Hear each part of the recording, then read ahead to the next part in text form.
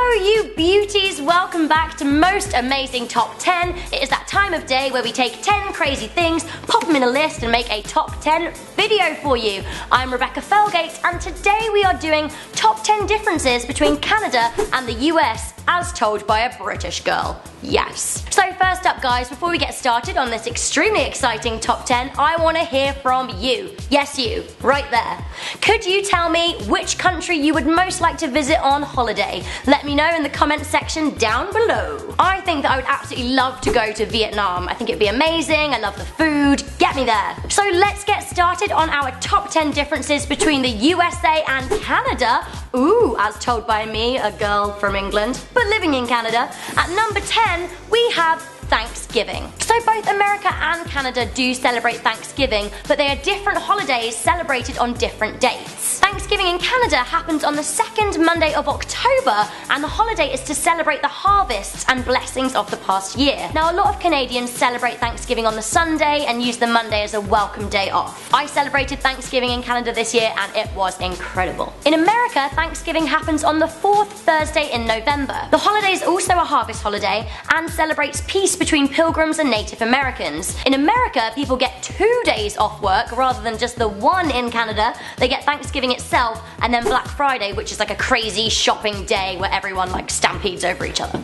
In at number 9, we have the drinking age. So in Canada, it is legal to drink from age 19, but in the States, you can't drink till you're 21. It's 18 in England. Holla! Whilst you are able to drink at 19 in Canada, if you live in Ontario like me, you might struggle to buy liquor from the liquor store past 10 PM because they close, whereas in the USA, most Walmarts will sell you booze. In at number 8, we have iced tea. Now I learned this lesson the hard way. In Canada, like pretty much everywhere else in the world, iced tea is a lovely sweet drink served cold, flavoured with like peach or lemon.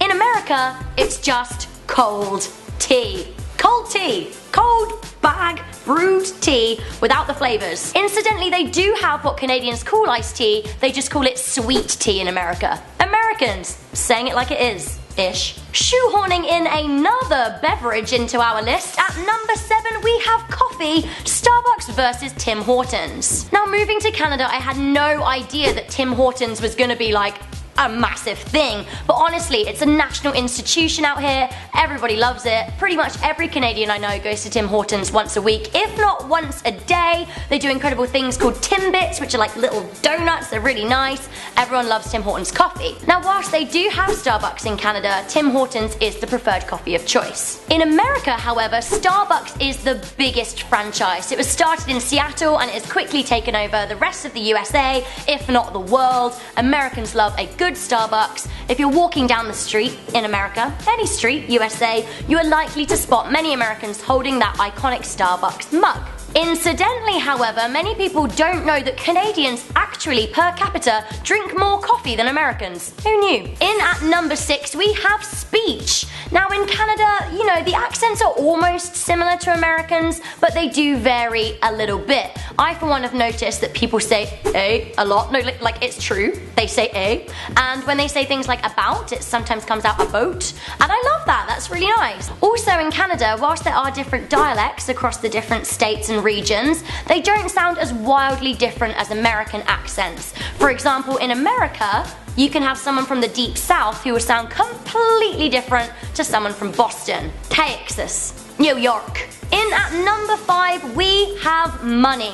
Now whilst the US and Canada do use something called the dollar, they are in fact two separate currencies. The Canadian dollar looks very different to the US dollar, it's very colourful, and the $50 notes smell like maple syrup. Some people have tried to tell me that this is not true, but honestly, get a fresh 50 or a fresh bunch of 50s, why not, because you know, payday. Smell them, it is maple syruped right up. Also, Canadian currency has the Queen on it, whereas in the US they have various government officials. They're all white males as well. Honey, you need to get some black females on there immediately. I need a dollar. Holla, dollar is what I need. In at number 4, we have spelling. Now Americans and Canadians do both speak and write English. One is American English and one is Canadian English. Neither, however, are English English, or as I call it, the correct English. Just joking. So like the Brits, Canadians use you in words like favourite, colour and neighbour, but like the Americans, they will use a Z instead of an S in words like materialise and visualise. Canadians also use two L's to spell the word traveller. Whilst we're on the topic, Canadians pronounce letters differently to some in the US. So for example, I'll say Z, Canadians will say Z, but in the US they will say Z. In at number 3, we have size and population. Now Canada is actually bigger than America.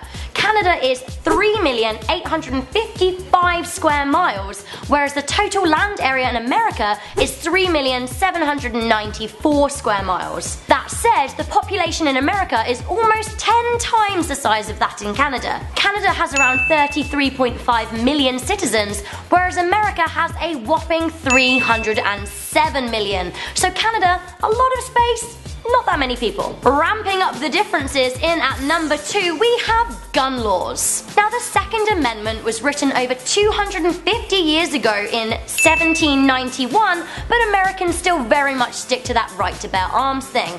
Presumably there were a lot less people in the 1700s, but you know, whatever, it's their right. Right? Between the years of 2001 and 2013, 406,000 people died by firearms on US soil.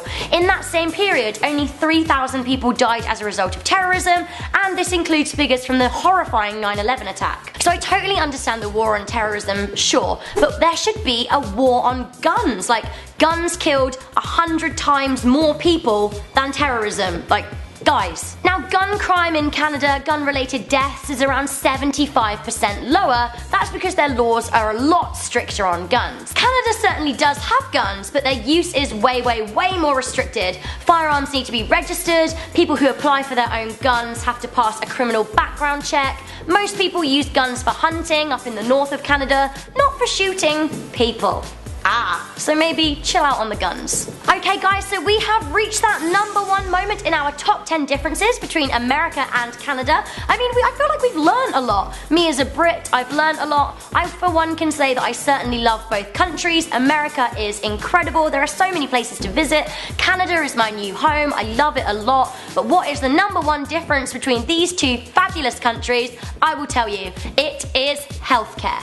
Now for me, this is the most important difference between Canada and America. Canadian citizens can receive free healthcare, meaning if they get injured, if they get hit by a bus, they don't have to sell their house to pay for the treatment if they're uninsured. Now England has been flying the flag for free healthcare for a long time, just saying. In Canada, large parts of the healthcare system are free. By free, I mean, like, you know, as I said, if you get hit by a bus, you won't have to sell your house. However, you know, you still have to pay things like prescription drugs, home care and glasses. Now this is all because of the Healthcare Act of 1984, and this regulates the quality of service that people get. In the USA, however, if you get sick and you're uninsured, you are in trouble. Luckily, many people do get insurance cover with their jobs, but if they happen to be out of work or they get sick on something that's not covered in their plan, they can be in danger. Now many people from the USA say that the fact that they have to pay for their healthcare means that they get a better quality of service. That said, for me, I like to know that if I fall down in the street, someone's going to pick me up, not check my bank balance first. So that is the end of our top 10 differences between America and Canada. Did I miss any out? Let me know what you think in the comments section below. Are there any differences that I didn't put in? I mean, I know we eat a lot of poutine here in Canada and cheeseburgers in America, but I still like cheeseburgers. Hooray! I'm Rebecca Felgate. Be sure to like, share, subscribe to our channel. I'll see you next time.